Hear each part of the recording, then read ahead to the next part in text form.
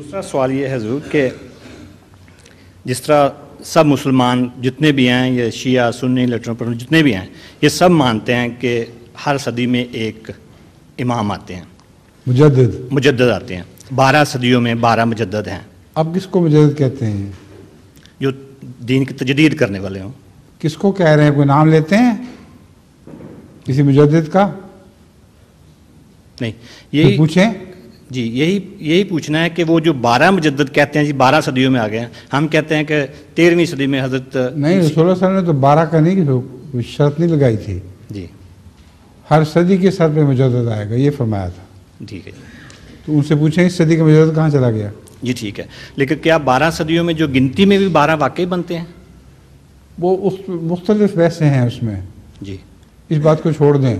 ठीक है, सब कहते तो है ना कि आया है 12। ठीक, हम किसी का नाम लें, किसी और का नाम ले दें, ये बहस है, अलग है।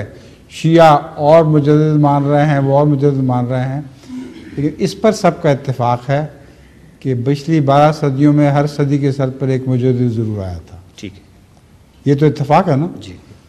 अब का मुजद्दिद कहाँ चला गया? ये तो हम कहते हैं, वो तो कहते हैं अभी आना है। आप पकड़ें उनको। जी ठीक है, ठीक है, ठीक है, शुक्रिया जी।